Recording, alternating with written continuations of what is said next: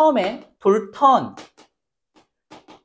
학자는 공모형을 제시를 해요.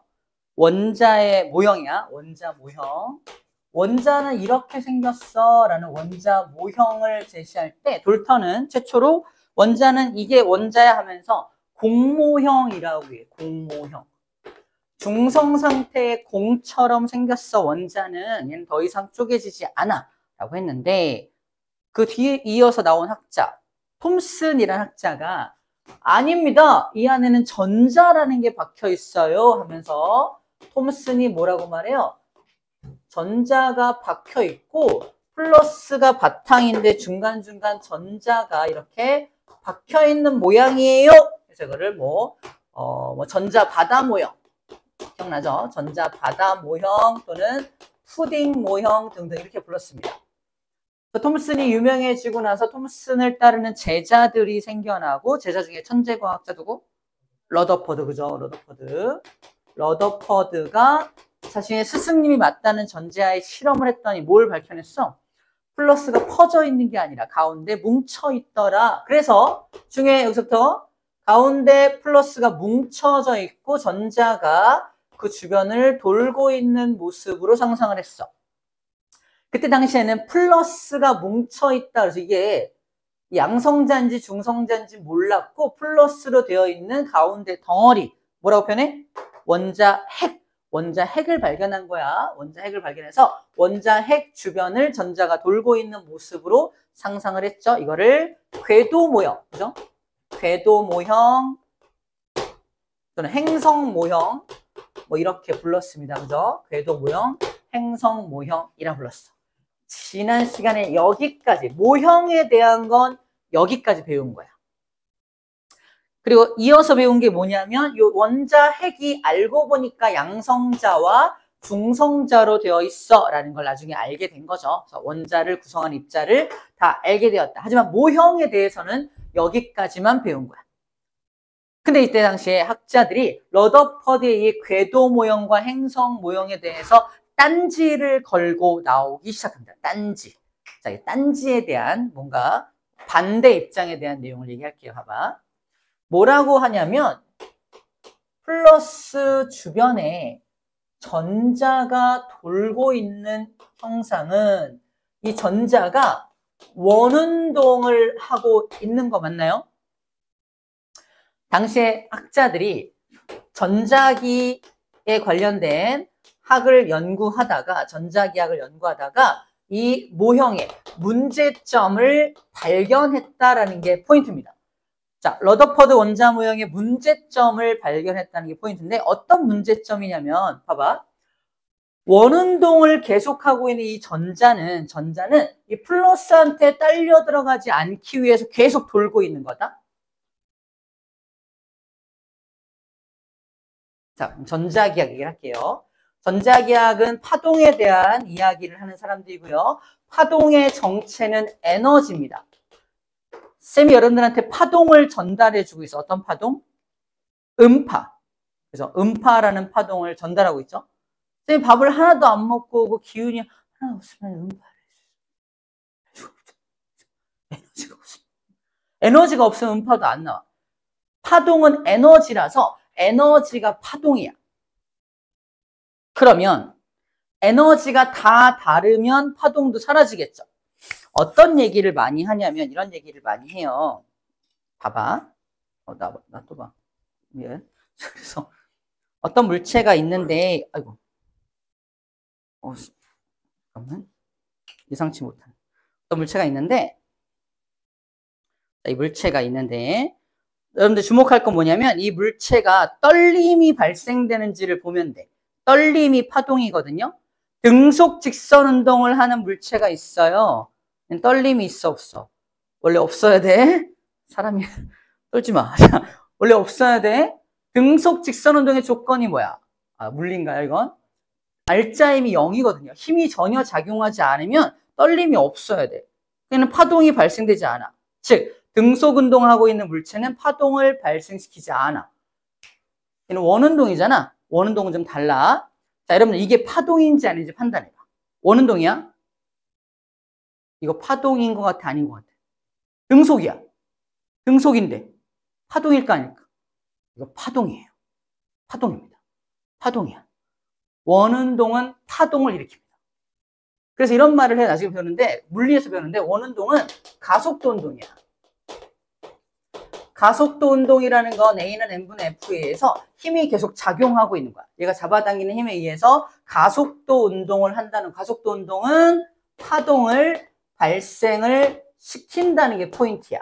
파동이 발생이 되면 될수록 얘는 외부로 에너지를 뿜어내게 되는 거잖아. 외부로 에너지를 뿜어내면 저 전자는 계속해서 힘을 잃어갑니다. 처음에 전자가 엄청난 속도로 매 돌고 있어. 너 왜 돌고 있어? 그랬더니 전자가 뭐라 그래? 안 그러면 제가 저를 빨아들이고 있기 때문에 제가 딸려 들어가거든요. 막 그런단 말이야. 그래서 나는 막 돌면서 원심력을 발생시켜서 쟤한테 빨려 들어가지 않으려고 이러고 있는 거야. 이런다고. 근데 계속 원운동을 하면 힘이 빠질 수밖에 없다는 게 이 사람들이 제시했던 문제점이야. 야, 저 전자는 저렇게 계속 원운동하게 되면은 에너지가 빠질 텐데, 그럼 언젠가는 원자 핵으로 빨려 들어가서 원자는 소멸돼야 돼. 원자가 소멸돼. 전자가 돌아다니는 공간이 사라지잖아. 빈 공간이 사라지는 거야. 원자 핵만 남게 되는 거지. 원자 핵과 전자가 결합하게 되는 거거든. 이건 더 이상 원자가 아니야. 원자의 존재가 소멸되면 세상의 모든 존재는 소멸돼야 되는 거야. 이런 딴지를 건 거예요. 러더퍼드는 뭐라 그랬을까? 천재과학자. 모르겠는데요. 잘 모르겠다. 잘 모르겠어요. 이것까지 잘 모르겠네. 그래서 저는 양성자, 중성자 예측까지 하고 대단하죠. 근데 이건 잘 모르겠네. 이랬다. 그래서 왠지 잘 몰랐어. 이거에 대해 잘 설명을 하지 못했다는 겁니다. 자, 이 내용이 어디 나오더라? 여기는 안 나오나? 안타깝게도 안 나오는 것 같네요. 자, 이거는 물리에서 나오는데 나중에 나오면 얘기를 해줄게요. 어쨌거나 물리에서 제시하는 문제점이 이거예요. 바로 이겁니다. 원운동을 하면 에너지가 빠지고 파동이 발생되기 때문에 에너지가 빠져서 결국 원자의 존재는 소멸돼야 돼. 이걸 유지가 안 돼. 저 궤도 이 모형이 유지될 수가 없어.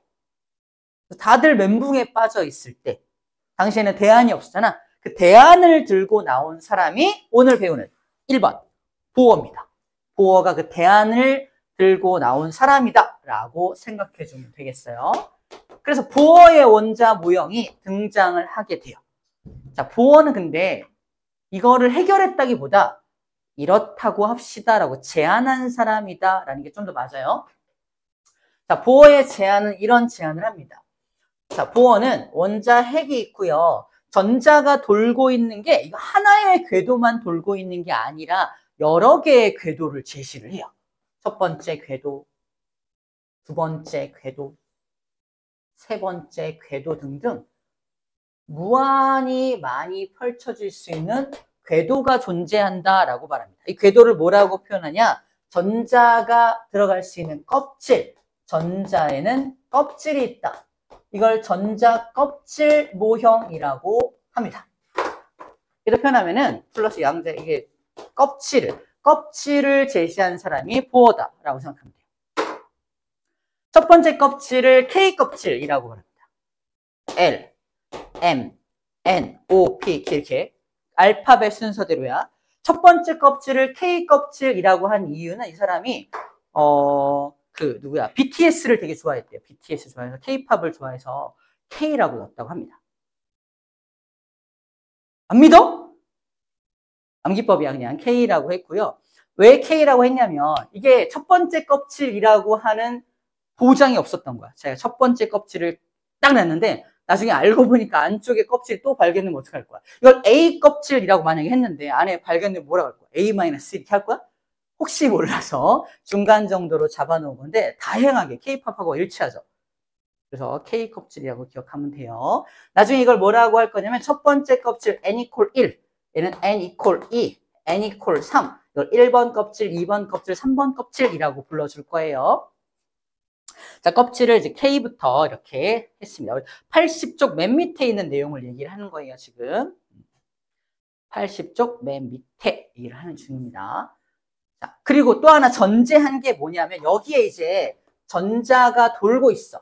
전자가 이렇게 돌고 있는데 이 전자가 이 껍질을 돌고 있을 때는 이거는 설명했다기보다 이렇다고 하자 한 게 이거야.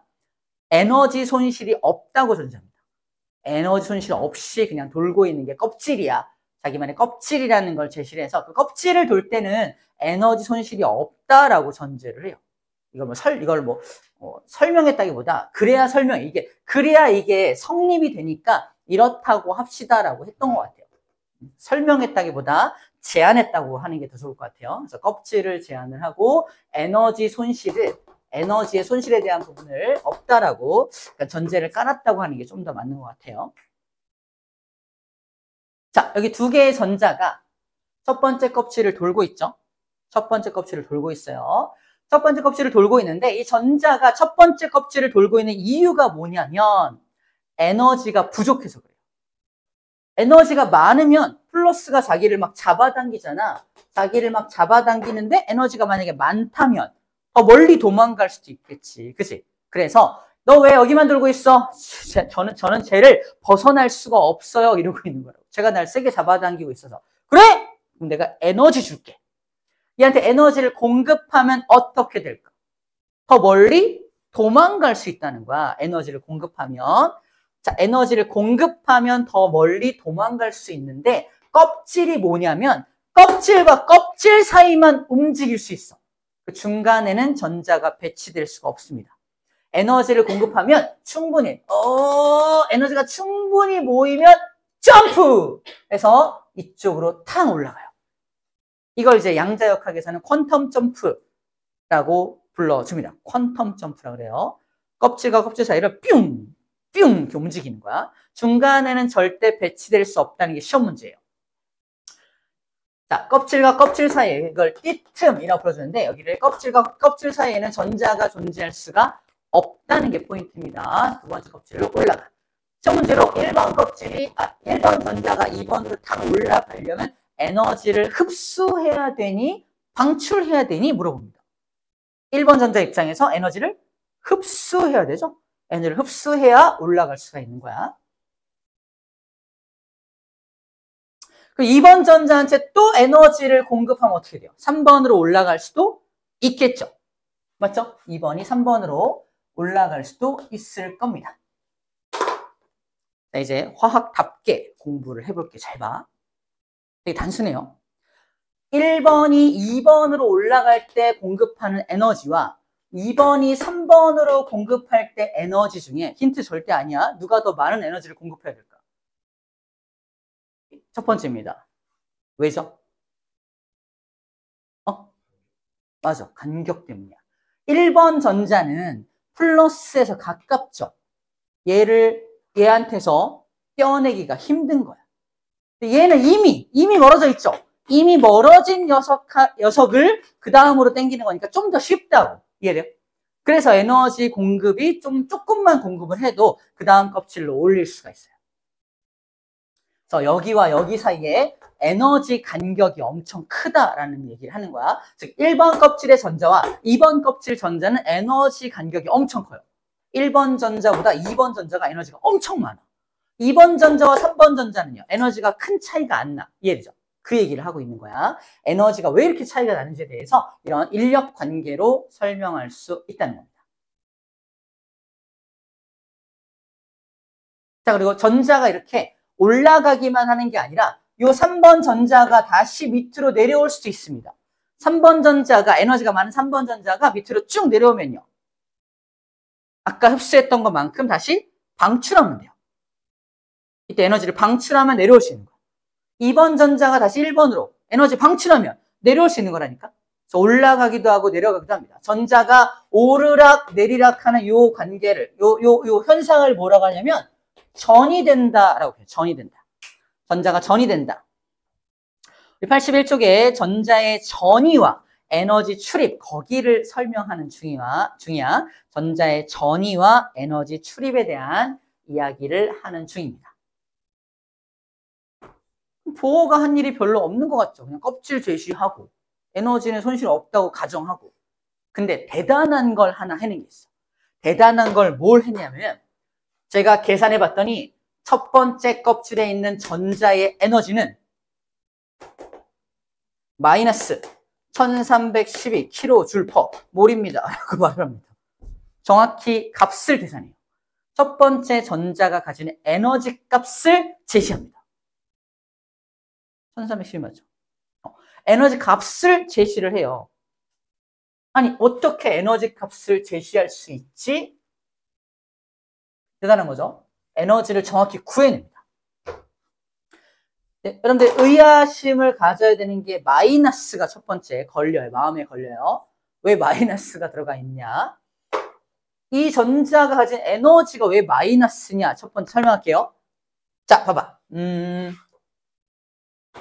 항상 하는 말인데 A라고 하는 물체와 더 높이 있는 B라는 물체 중에 누가 포텐셜 에너지가 더 많아요? A와 B 중에.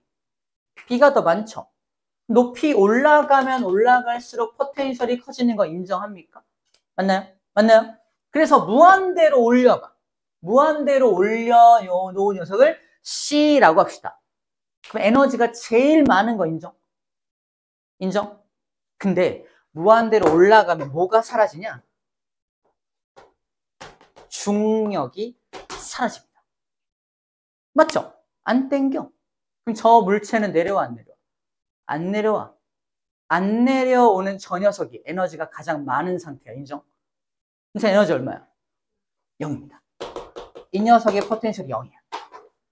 그럼 이 녀석 EPA와 EPB는 포텐셜이 얼마야? 0보다 작은 값인 거야. 그래서 마이너스입니다. 우리가 옛날에 배웠던 MGH가 다 뭐 한 거야? 마이너스끼리 비교하고 앉아 있었던 거야. 맞아요? 마이너스끼리 네가 크니 내가 크니 네가 크니 내가 크니 막 이러고 있었던 거라고. 그죠? 가장 많은 에너지 값이 0이다. 그래서 이 안쪽에 있는 게 마이너스. 그래서 전자한테 에너지를 공급하면 많아질 거 아니야. 가장 많은 에너지를 가진 전자. 너 전자 에너지 얼마야? 0이에요. 그럴 거 아니야. 그 안쪽은 다 마이너스인 거야. 이해돼요? 그래서 마이너스가 붙어 있다라고 일단 이해하면 돼요. 그 다음은 절대값 주셔서 누가 크냐 작냐만 비교하면 됩니다. 자, 이제 에너지는 이렇게 비교할게요. 자, 이걸 일반화 시킨 건데, 자, 보어는 첫 번째 껍질에 있는 전자뿐만 아니라 모든 껍질에 있는 전자의 에너지 관계를 밝혀냅니다. 일반화 시킨 공식이 등장하는데, 이에 n번째 껍질, 이게 첫 번째 껍질에 있는 전자의 에너지 값이야. n번째 껍질에 있는 전자의 에너지 값은 마이너스 n제곱분의 1312kJ/몰로 정의를 끝냅니다. 이걸 기억하라는 건 아니고요. n제곱만 기억해. n제곱. 나머지 1312라는 숫자는 우리가 K 또는 뭐 다른 숫자들, 다른 기호로 문자로 치환할 거예요.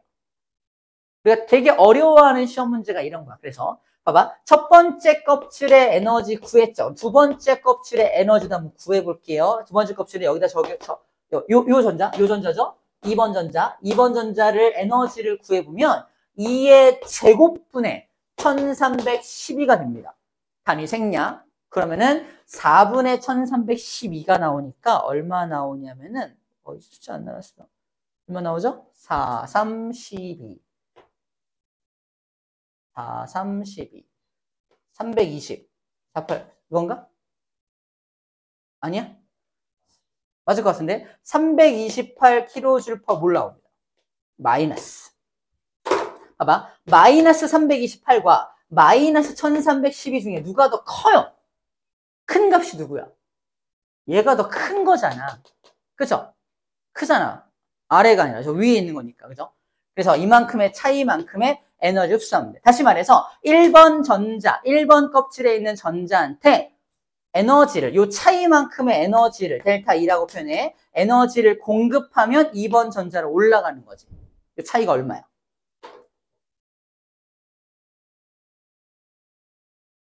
(1312에서) 1312와 328의 차이가 얼마냐?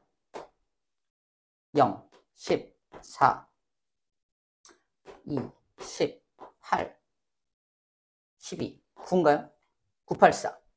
984kJ를 공급하면, 자, 1번 전자한테 984라는 에너지를 공급하면 2번 전자로 올라갈 수 있다고 말하는 거야. 이해돼요? 이거 계산 그냥 하는 거야. 더하기 빼기 문제야. 더하기 빼기 문제. 근데 만약에 이제 응용 문제야. 만약에 1번 전자한테 983만 제공했어. 983만 에너지를 줬어. 올라갈 수 있어, 없어? 못 올라가. 중간에 존재할 수 없다며. 완벽하게 채워져야 올라가게 되는 겁니다. 오케이? 자, 이런 것도 계산할 수가 있다라는 겁니다. 나중에 어떻게 이제 풀 거냐면은 이렇게 풀 거야. 숫자가 엄청 어렵잖아. 그래서 우리 비례 관계를 많이 푸는데 1번 전자는 마이너스 K라고 표현해. 1312를 그냥 K라고 치환하는 거야. 마이너스 K. 2번 껍질에 있는 전자의 에너지 얼마야? 마이너스 4분의 K죠. 1번 전자를 2번 전자로 올리려면 얼마의 에너지를 공급해야 돼? 4분의 3K만큼의 에너지를 넣어주면 되는 거잖아. 맞죠? 이어볼게. 세 번째 껍질에 있는 전자는 에너지가 얼마야? 마이너스 9분의 K죠. 9분의 K란 말이야. 그럼 2번 껍질에 있는 전자를 3번으로 올리려면 얼마의 에너지를 공급해야 돼? 4분의 K와 9분의 K 통분하면 36분의 9K와 36분의 4K죠.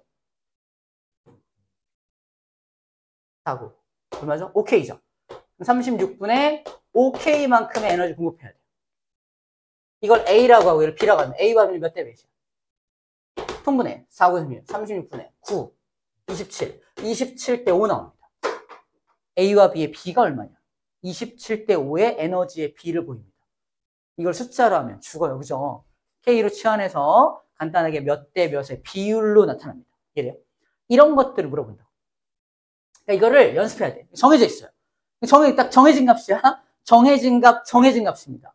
아예 몇 번 풀다 보면 외워줘야 돼. 처음에만 계산을 하는 거고 나머지 이제 쭉쭉 외워져서 몇 대 몇인지 나중에는 하도 많이 물어봐서 27대 5는 완전히 익숙해질 때까지 문제를 풀게 될 겁니다. 세 번째만 아니라 네 번째, 다섯 번째 껍질도 막 나오겠죠. 이런 것들 다 한 번쯤은 계산해 봐서 이 정도 값을 갖고 있다라고 좀 알고 있으면 쉽게 문제를 풀어낼 수 있고 두려움이 사라져요. 이거 너무 어려워 보여요. 나중에 문제 풀다 보면은 너무 어렵게 느껴지거든. 첫 번째는 K로 치환하지 않아서 숫자를 가지고 그냥 고지고대로 하다 보니까 너무 이게 번거롭고 힘든 거야. K로 치환해서 간단하게 이렇게 땅땅땅땅 구해내 버릇하면 쉽게 접근할 수 있다는 게 여기를 잘 할 수 있는 방법입니다.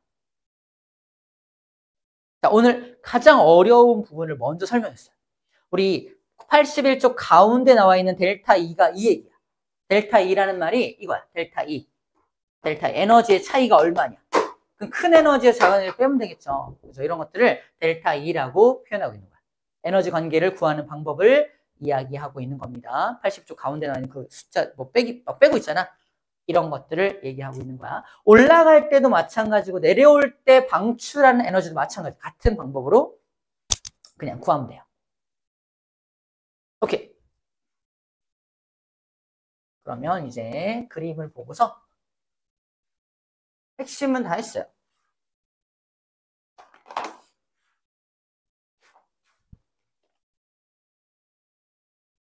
(80쪽)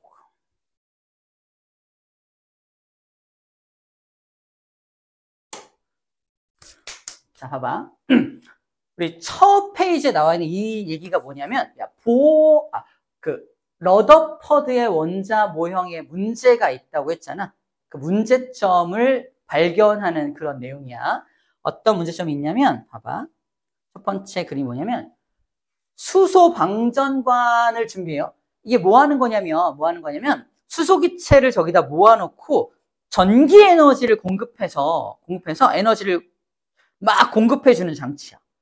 에너지를 막 공급하면 이제 우리는 보어의 눈으로 쳐다봐야 돼. 에너지를 공급하면 그 전자가 에너지를 공급받아서 두 번째, 세 번째, 네 번째 껍질로 막 올라가 있는 장면을 상상해야 돼요. 그리고 전기를 뚱 꺼요. 그럼 전자가 에너지를 공급받아서 두 번째 껍질, 세 번째 껍질로 올라가 있으면 에너지가 많아. 올라가 있으니까. 근데 그걸 오랫동안 유지할 수가 없다? 왜? 불안정해져요. 가장 에너지가 낮을 때가 가장 안정적인 상태이고 에너지가 많아서 올라가긴 했지만 뭔가 불안한 상태라고 생각해야 돼. 우리 여기서는 뭐라고 표현하고 있냐면 들떠 있는 상태다라고 표현. 들뜬 상태. 그럼 첫 번째 껍질 또는 자기가 원래 있던 껍질에 있는 상태를 우리 바닥 상태다라고 표현합니다. 바닥 상태가 안정적인 거고요. 들뜬 상태가 불안정한 거야. 전기를 퉁 끄면요. 불안정하게 올라가 있던 전자들이 다시 안정적인 상태로 내려오기 위해서 다 내려와. 다 내려와. 바닥 상태로 다 내려옵니다. 내려오려면 에너지 어떻게 해야 돼? 방출할 거 아니야. 그죠? 막 방출할 거 아니야. 방출한 게 여기 나타난 거야. 이해돼요? 나타난 거란 말이야. 그래서 선 스펙트럼. 에너지 값이 정해져 있잖아. 정해진 에너지 값을 뿌려주는 거니까 선 스펙트럼의 모습으로 나타납니다. 근데 이거를 러더퍼드의 입장에서, 중요해 이거. 러더퍼드의 입장에서 생각해봐. 러더퍼드의 원자 모형. 우리 궤도 모형에 따르면 그 궤도를 돌고 있는 전자한테 에너지를 공급해. 그러면 궤도에서 벗어나서 좀 더 멀리 갈 수 있어요. 맞죠? 멀리 갈 수 있지만 걔는 원운동을 하는 거기 때문에 에너지를 곧 잃어서 다시 내려가겠죠. 그러면 높은 곳에 있던 녀석이 점점 아래로 내려가면서 에너지를 방출하는 거니까 연속 스펙트럼이 나타나야 돼요. 무슨 말인지 이해돼요? 얘가 이렇게 돌고 있다가 쭉 들어가는 건데 이게 왜 선 스펙트럼이냐는 거지. 이 실험 결과를 사람들이 이해를 못했던 거야. 왜 이런 결과가 나타나지? 왜 선인 거야? 러더퍼드의 모형으로는 설명이 안 돼. 그때 누가 등장했다고요? 보어가 등장해서 이걸 설명하려면 제 껍질 모형이 필요합니다. 라고 제시한 거라니까. 제 껍질 모형으로 하면 다 해결이 됩니다. 라고 했던 거야. 그래서 원래 햇빛처럼 연속이 나타나야만 해. 하지만 러더퍼드 모형으로는 설명이 안 돼. 그래서 제시한 게 껍질 모형이다. 라고 생각하면 됩니다. 자, 그 다음에 나와 있는 게 이 내용이야. 첫 번째 껍질의 전자의 에너지는 마이너스 1312. 두 번째 껍질은 2제곱분의 1312. 세 번째 껍질은 3제곱분의 1310인데 첫 번째 껍질에서 두 번째 껍질을 갈 때 이만큼의 에너지가 필요하대. 아까 왜 그렇다 그랬지? 원자 핵에 겁나 가까워서 얘를 뜯어내서 그 다음 껍질을 올리는 게 굉장히 힘들었다 그랬잖아. 이 간격이 너무 크다는 거 기억하세요. 너무 크고요. 두 번째 껍질을 세 번째 껍질을 올리는 건 상대적으로 쉬워. 세 번째 껍질을 네 번째 올리는 건 더 쉬워. 더 쉬워. 엄청나게 쉬워. 그래서 아주 극단적으로 1번 껍질에서 2번 껍질로 올린 에너지가 이만큼이라고 한다면 이 2번 껍질에서 어디까지? 무한대까지 올리는 에너지가 있을 거 아니야? 이걸 EA라고 이걸 B라고 한다면 누가 더 크다? 얘가 더 커요. 두 번째 껍질에 있는 전자를 무한대까지 올리는데도 이 에너지보다는 적게 필요하다고. 이해돼요? 엄청나게 많은 에너지의 출입이 일어나는 게 첫 번째 껍질과 두 번째 껍질 사이의 관계라는 걸 이 그림으로 기억해. 그림으로. 간격이 엄청 크다는 걸 그림으로 기억해야 합니다. 아시겠죠? 자, 다 했고요. 자, 여기까지만 들으면 보어의 원자 모형이 완벽해 보이죠? 그죠? 대단하잖아. 계산도 막 할 수 있고요. 그죠? 전 에너지 값도 완벽하고요. 그죠? 근데 문제는 뭐냐면 전자가 혼자 있을 때 에너지가 마이너스 1310이잖아. 수소인 경우에. 근데 헬륨을 갖다가 실험을 한번 해봤어. 헬륨은 전자가 몇 개죠? 2개잖아. 헬륨이 전자가 2개니까 전자 에너지 재봐 1312인 것 같아요 할 때 뭐해? 하면서 전자가 일로 올 수 있어 없어?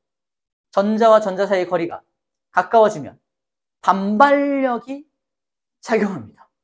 반발력이 너 뭐해? 하면 다가올 때 이 전자가 얘를 밀어내는 힘이 작용해서 더 궤도가 밀려나요. 1310인데 1300이야. 그죠? 그때 달라요. 반대 전자가 어디에 위치하냐에 따라서 이 자식의 에너지가 매번 달라져. 잴 수 있다는 거 없다는 거야. 잴 수 없다는 겁니다. 그러면서 말할게. 보어의 원자 모형 그래서 어떨 때만 완벽하다? 수소한테만 완벽해. 그래서 이렇게 표현합니다. 보어의 원자 모형은 수소 원자 모형이라고 표현해. 보어는 수소밖에 설명 못해. 지금 공부한 거 다 수소 얘기야. 헬륨부터는 설명 빠져. 좀 모르겠습니다. 알아서 하세요. 헬륨부터는 무려 118개 중에 한 개 설명하고 빠지신 거야. 그죠? 대단하시다. 그죠? 그래서 뒤에 현대적인 원자 모형의 필요성이 생겼다라고 말하는 거야. 이렇게 표현합니다. 야, 보어는 뭘 설명하지 못했어? 헬륨부터 설명하지 못했어요. 다른 말로 뭐라고 한다? 다전자 원자. 다전자 원자. 전자가 여러 개인 건 설명이 안 돼. 헬륨부터 다전자 원자 두 개니까. 다전자 원자부터는 설명이 안 됩니다. 이해되죠? 다전자 원자부터는 설명이 안 돼요. 자, 그게 보어의 원자 모형의 한계점이다까지 하고요. 힘들어하는 친구가 있어서 잠깐만 쉬었다가 이제 뭐 학교에서 배웠나? 뭐 발모 계열, 파셴 계열, 라이먼 계열 이런 거 있죠? 그거 이것과 관련된 거니까 어렵지 않습니다. 잠깐만 숨 돌리고 할게요. 오늘 깨봐.